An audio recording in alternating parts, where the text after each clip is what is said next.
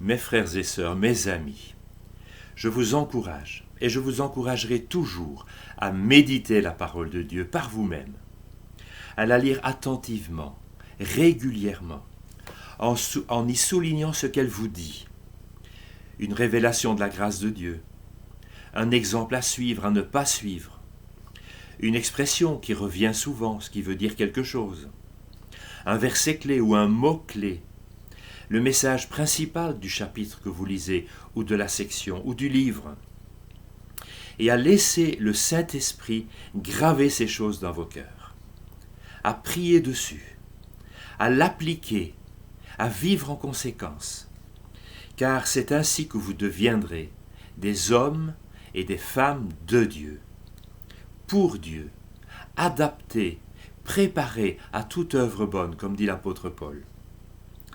C'est ainsi que ma Bible est remplie de passages soulignés, de couleurs, d'annotations, qui sont autant de fondements pour ma foi et pour mon service pour le Seigneur. Parmi les mots charnières que j'entoure, qui sont des conjonctions de coordination, qui indiquent toujours un but, une cause, une source, des conséquences, il y a ce petit mot « mais » dont je vous ai déjà parlé, comme « mais Dieu » qui indique sa grâce, son intervention, sa puissance, qui fait la différence dans nos vies, qui nous font passer de la mort à la vie. Ou ce « mais je m'appuie sur Dieu » qui indique la foi, ce que nous recevons de lui en toute confiance.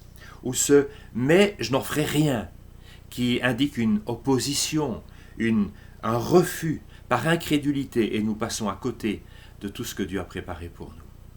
Petit mot aux grandes conséquences. Ce n'est pas anodin. Il est bon d'y prêter attention, parce qu'il marque toujours un tournant dans nos vies, dans notre relation avec Dieu, et parfois dans notre relation avec les autres autour de nous.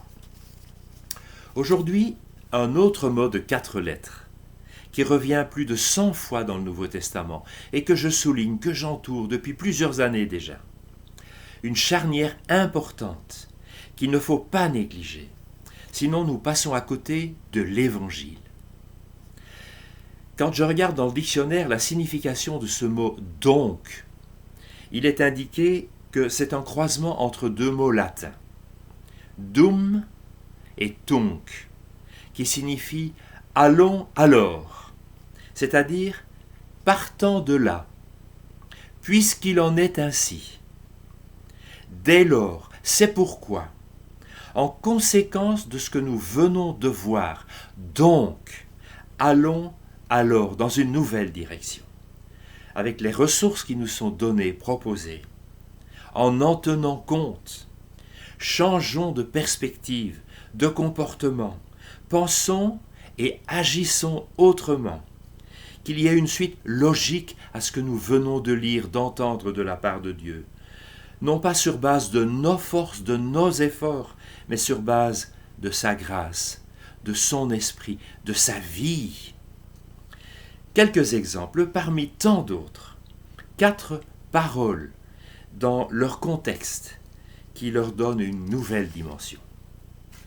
Première parole que nous allons lire ensemble dans l'Épître aux Romains, chapitre 5, les versets 1 à 2, dans la version Colombe. Je lis « Étant donc justifiés par la foi, nous avons la paix avec Dieu, par notre Seigneur Jésus-Christ. C'est à lui que nous devons d'avoir eu, par la foi, accès à cette grâce, dans laquelle nous demeurons fermes, et nous nous glorifions dans l'espérance de la gloire de Dieu. Étant donc rendus justes par la foi, nous avons la paix avec Dieu, par notre Seigneur Jésus-Christ. Nous avons accès à cette grâce, avec fermeté, avec espérance. Ce mot « donc » nous renvoie à ce qui est écrit avant, au chapitre 4. Et dans ce chapitre 4, nous lisons que Abraham a cru en Dieu, qu'il l'a justifié, qu'il l'a rendu juste. Que David aussi a proclamé le bonheur qu'il y a pour un homme que Dieu pardonne, que Dieu rend juste sans qu'il le mérite. Ce que Dieu promet, dit ce chapitre 4, il a toujours la puissance de l'accomplir. Alors nous aussi, comme eux, c'est par la foi que nous recevons toutes les grâces qui viennent de Dieu. Ce chapitre 4 nous dit que Jésus a été livré pour nos offenses, qu'il a été sacrifié pour cela, et qu'aujourd'hui il est ressuscité et qu'il nous justifie. Alors, chapitre 5, alors donc, allons. Étant justifiés par la foi en celui qui nous justifie, nous avons la paix avec Dieu. Nous avons la paix de Dieu. Nous avons le Dieu de paix avec nous. La paix de Dieu est donc ce qui découle de sa grâce, qui ne dépend pas de nous, mais qui dépend de lui. Nos sentiments peuvent changer, nos capacités aussi, mais pas la grâce de Dieu, pas son amour, pas sa fidélité. Si nous regardons à nous, il y a de quoi douter. Mais si nous revenons à lui, sa paix nous remplit. Son amour est répandu dans nos cœurs par son Saint-Esprit. Et c'est comme un sceau, c'est comme un cachet, c'est du vrai, c'est du solide, c'est confirmé. Le texte commence par « étant justifié », étant donc justifié par la foi en notre Seigneur Jésus. Étant, c'est un participe présent. Ça signifie que c'est notre état maintenant. C'est notre position quand nous sommes unis à Jésus. Donc, conséquence, nous avons la paix avec Dieu. Par la foi en lui. Alors allons, simplement, fermement, joyeusement, avec assurance, avec confiance, dans sa dépendance. C'est cela être un chrétien. Deuxième passage, dans l'épître aux Romains encore, au chapitre 8, encore les 2 premiers versets. Il n'y a donc maintenant aucune condamnation pour ceux qui sont en Jésus-Christ, qui marchent non selon la chair, mais selon l'Esprit. En effet, la loi de l'Esprit de vie, en Christ Jésus, m'a libéré de la loi du péché et de la mort. La liberté de vivre selon le Saint-Esprit est un donc. Encore une fois, ce mot nous oblige à regarder à ce qui est écrit avant. Et tout le chapitre 7 nous décrit ce combat constant qu'il y a entre notre nature incapable de se soumettre à Dieu et la vie du Saint-Esprit, quand nous sommes attachés à Jésus, qui vient nous remplir, qui vient nous conduire, qui vient nous éclairer. Ce n'est pas un peu de morale chrétienne qui change quelque chose dans nos vies, dans notre relation avec Dieu. Ce serait comme mettre un vernis sur du bois pourri. Paul lui-même a essayé pendant des années de toutes ses forces, mais il est arrivé à cette conclusion: malheureux que je suis. Qui me délivrera de ce corps de mort? Grâce soit rendue à Dieu, qui nous donne la victoire en Jésus-Christ, notre Seigneur. Livrés à nous-mêmes, à nos faiblesses, à nos limites, sous l'emprise de notre nature pécheresse, nous sommes esclaves, incapables de vivre selon Dieu. Mais il y a une solution, il y a une issue. Dieu lui-même a pris les choses en main en Jésus-Christ pour nous délivrer, pour nous libérer, pour prendre sur lui notre condamnation, pour nous faire sortir de ce cercle vicieux, pour mettre son esprit en nous, une nouvelle loi qui remplace l'autre, une nouvelle vie, une nouvelle capacité, la sienne. Sans lui, nous ne pouvons rien. Mais avec lui, nous pouvons tout. Alors, allons. Donc, en conséquence, il n'y a plus de fatalité, il n'y a plus de condamnation, mais une liberté, une autre source, le Saint-Esprit lui-même. Alors, allons dans cette nouvelle voie. Et troisième chapitre, encore dans l'Épître aux Romains, au chapitre 12, les versets 1 à 2. « Je vous exhorte donc, frères, par les compassions de Dieu, à offrir vos corps comme un sacrifice vivant, saint, agréable à Dieu, ce qui sera de votre part un culte raisonnable. Ne vous conformez pas au monde présent, mais soyez transformés par le renouvellement de votre intelligence, afin que vous discerniez quelle est la volonté de Dieu, ce qui est bon, agréable et parfait. » Une église de Bruxelles m'a un jour demandé d'animer un week-end d'église sur ces versets-là. Ne vous conformez pas au monde, mais soyez transformés par le renouvellement de votre intelligence. Ils attendaient de moi, j'en suis sûr, que je dresse une série de règles, de ce qu'on peut faire, de ce qu'on ne peut pas faire, comme chrétien. Et je les comprends. On voudrait tellement que les membres de nos assemblées n'agissent plus, ne réagissent plus comme les gens du monde sans Dieu.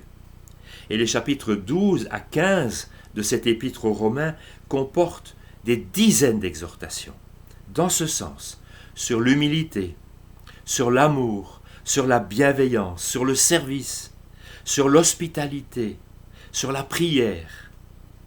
Des valeurs à l'opposé de ce qui nous est proposé dans le monde. Mais, il y a un mais. Si on néglige le mot « donc » qui introduit ce chapitre, on passe à côté de l'essentiel. On essaye avec nos forces de vivre selon le Seigneur. On s'impose quelques règles qui nous rassurent. On est dans le bon. Et on se permet de juger ceux qui ne suivent pas les mêmes règles. Et on est à côté de la plaque, à côté de l'Évangile. Ce mot « donc » nous oblige, une fois encore, à regarder ce qui est avant.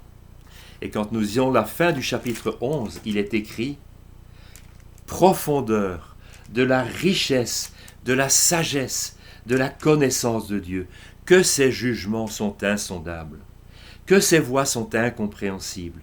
Qui a connu la pensée du Seigneur? Qui a été son conseiller? Qui lui a donné le premier pour qu'il ait à recevoir en retour? Tout est de lui, par lui et pour lui. À lui soit la gloire dans tous les siècles. Amen. Si ce n'est pas de lui et par lui que nous recevons cette nouvelle manière de vivre, eh bien notre vie ne sera pas pour lui, elle ne sera pas pour sa gloire. Si ce n'est pas par la compassion de Dieu, par sa bonté, par sa sagesse, par sa science, en le laissant produire cela en nous, c'est peine perdue. C'est illusoire, c'est impossible. Ce n'est pas à nous de produire quelque chose pour Dieu, mais à Dieu de nous transformer, de nous modeler par sa compassion, par sa bonté, par sa sagesse, par sa grâce. N'essayez pas de vivre selon Dieu, sans Dieu, sans vous appuyer sur ses ressources.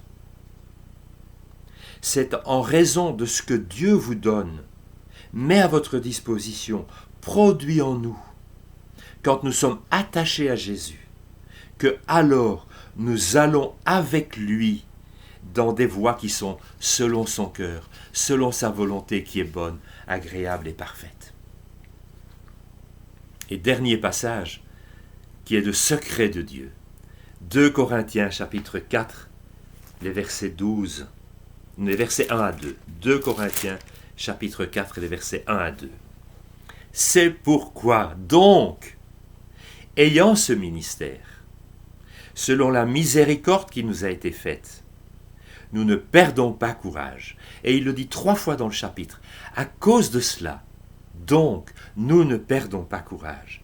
Et nous refusons les cachotteries honteuses. Nous ne nous conduisons pas avec fourberie. Et nous n'altérons pas la parole de Dieu. Mais en manifestant la vérité, nous nous recommandons à toute conscience humaine devant Dieu. Comment ne pas perdre courage? Comment refuser les mensonges, l'hypocrisie, les cachotteries? Comment rester dans la vérité?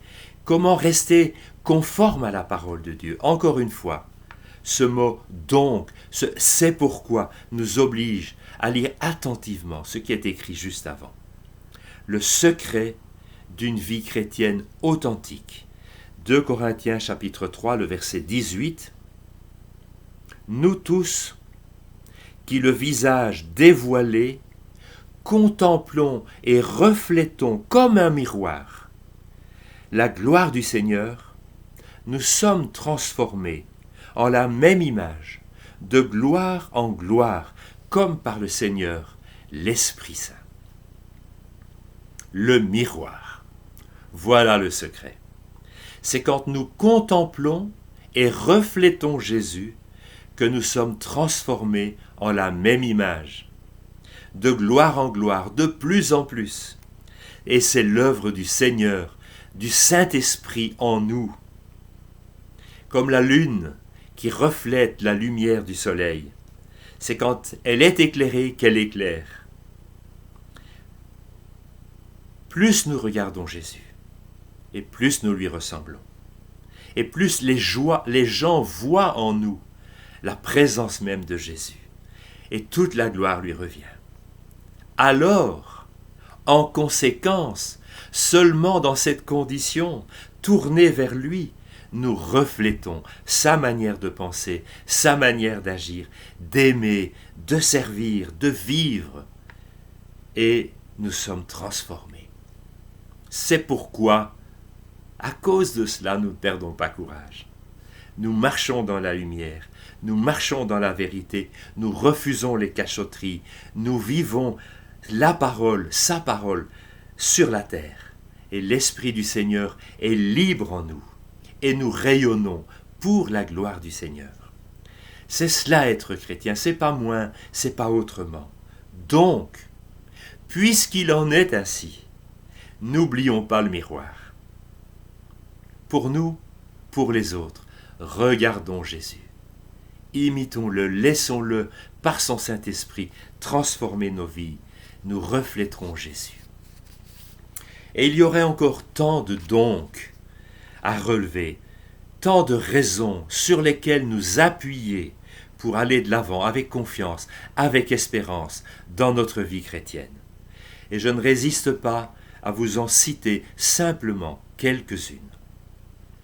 Le Père Céleste connaît nos besoins, donc ne t'inquiète pas.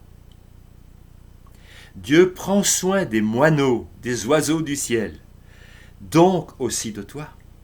Donc n'aie pas peur. Nous avons au ciel Jésus, capable de compatir à nos faiblesses. Donc, confessons-lui nos manquements, confessons-lui nos besoins. Et allons de l'avant, les yeux fixés sur lui. Nous vivons des temps difficiles. Donc, veillons, prions, soyons sérieux avec le Seigneur. Nous ne sommes plus des ténèbres, donc ne dormons pas comme les autres. Tu es un enfant bien-aimé de Dieu, donc imite-le. Jésus s'est abaissé pour laver les pieds de ses disciples, donc fais pareil. Et quand tu vois un frère, quand tu vois une sœur qui travaille à l'œuvre du Seigneur, au service des autres, sache donc apprécier, respecter de tels frères et sœurs, dit Paul. Puisque nous sommes des élus saints et bien-aimés de Dieu, supportons-nous donc, faisons-nous grâce donc, et revêtons-nous donc de la compassion, de la bonté, de l'humilité, de la douceur, de la patience, les uns à l'égard des autres. Conclusion. Mon frère, ma sœur, n'essaye pas de produire par toi-même ce que le Seigneur seul, par son Saint-Esprit, peut faire en toi et peut faire de toi quand tu es attaché de tout ton cœur au Seigneur Jésus. Sois un donc, sinon tu seras un dingue. Amen.